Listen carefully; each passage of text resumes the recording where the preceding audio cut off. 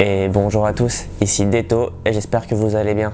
On se retrouve aujourd'hui pour une nouvelle dégustation de whisky, sous la même forme que la précédente. La dernière fois, on avait été à Taïwan découvrir, on a été découvrir l'excellent Kavalan Solist, donc Sherry Cask. Aujourd'hui, on va dans des terres complètement différentes. On retourne en Écosse, sur l'île d'Islay, pour découvrir le Kilchoman Vintage 2010 édition. On va voir ce qu'il nous réserve. Kilchoman, c'est une distillerie que je connais très peu, qui fait partie des très nombreuses distilleries que je dois découvrir. S'il y en a énormément de distilleries dans le monde, je vois tout le temps des bouteilles et je me dis il faut que j'en goûte un jour.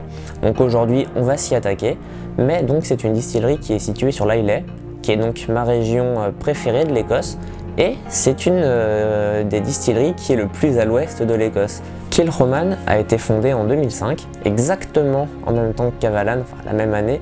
C'est assez amusant, mais d'une manière plus sérieuse, la philosophie de la maison a toujours été très ancrée dans les traditions. C'est extrêmement important pour Kilchoman, il me semble que ça se prononce comme ça d'ailleurs, les traditions. Ils ont voulu faire donc leur whisky à base de malt, donc qui vient de l'Islay. Et pour la petite anecdote, ils tiennent à produire eux-mêmes une bonne quantité de malt pour faire leur whisky 100% maison. Donc cette bouteille est une édition limitée, donc qui a été faite en 2010, qui a été limitée à 15 000 bouteilles dans le monde. Ça peut sembler beaucoup, mais c'est pas tant que ça. D'ailleurs c'est indiqué ici, ouais c'est ça, c'est indiqué ici. Et il y en a eu seulement 720 en France. Donc si cette bouteille vous intéresse, il faudra être assez rapide et elle se monnaie aux alentours de 90 € à peu près. Une fois n'est pas coutume en Islay, c'est un whisky extrêmement tourbé qui culmine à plus de 50 ppm. Il a 9 ans d'âge, ce qui est tout à fait commun, on va dire. Et ce qui est moins commun, c'est que c'est un assemblage de fûts extrêmement complexe. On va pas rentrer dans les détails, mais c'est extrêmement travaillé. Alors comme la dernière fois, on va pouvoir enlever le seau pour ouvrir cette bouteille et voir ce qu'elle nous réserve. Bon, j'espère que ça va pas être aussi difficile que la dernière fois, ça a l'air de l'être. On va peut-être couper ça au montage. Bon, j'ai réussi à le prendre finalement. On va pouvoir le retirer complètement. Hop, on va l'ouvrir.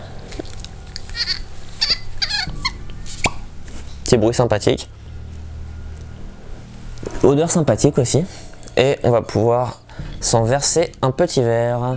C'est un whisky qui fait 48 degrés. Donc on n'est pas dans un brut de fût comme la dernière fois. On n'est pas dans quelque chose d'aussi alcooleux que la dernière fois. On va pouvoir passer à la dégustation du coup. En odeur, la tourbe ne ressort pas, enfin on la sent, mais c'est pas ce qui ressort instantanément pour un dosage aussi important. C'est assez surprenant. Ce qui m'évoque directement, je dirais que c'est un air un petit peu marin, iodé, salé, un petit peu comme on disait dans une vidéo, il me semble que c'était sur l'Ardbeg. Il y a peut-être un petit côté un petit peu fruité qui ressort. C'est un whisky, je dirais, qui appelle au voyage. J'ai vraiment hâte de le goûter, ça a l'air d'être extrêmement raffiné. C'est ce que m'a dit le caviste en tout cas, et c'est ce qui ressort à l'odeur.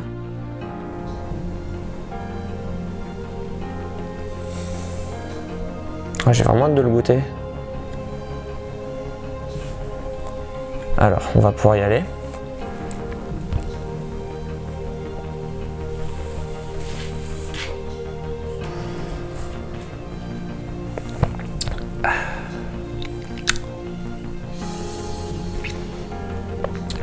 Il est vraiment très bon. Il est vraiment très bon. Non, c'est vrai que en bouche, un côté très fumé ressort. C'est dû donc à la tourbe. Là, en bouche, on la sent de manière assez forte, à ce côté fumé, mais il n'est pas envahissant. Il est extrêmement raffiné.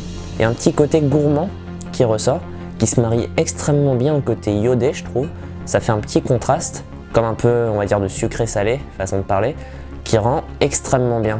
Surtout, au final, il y a un côté gourmand qui ressort, je dirais. Un peu gras, ça c'est pas très étonnant, mais gras, gourmand. C'est avec un petit côté de revenez-y, façon de parler, qui donne, là je l'ai pas pris en une seule gorgée, qui donne vraiment envie d'en prendre une autre pour le coup. Et je ne saurais pas dire quels fruits exactement, je dirais peut-être des fruits un peu exotiques, peut-être comme la banane, la mangue, ou peut-être pas la mangue, mais des fruits exotiques qui apportent ce côté vraiment gourmand, qui se marie extrêmement bien au côté gras, et ça vaut le détour, je trouve.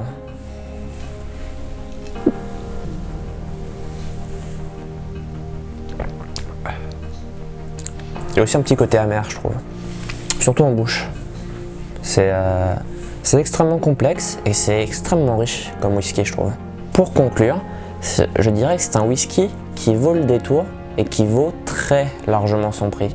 C'est une édition limitée, donc si vous hésitez à l'acheter, il faut peut-être pas trop tarder, même si avec les périodes de confinement, les gens se jettent pas forcément dessus. Mais je vous le conseille vraiment très fortement, surtout si vous êtes amateur de tourbe ou de ce qui vient des Islay. Je trouve que on va pas dire que c'est ce qu'on fait de mieux, mais c'est un très bon produit de ce terroir. Je vous remercie d'avoir regardé cette vidéo, j'espère qu'elle vous aura plu. Vous pouvez rejoindre nos réseaux, notre Discord, comme d'habitude, et moi je vous dis à la prochaine.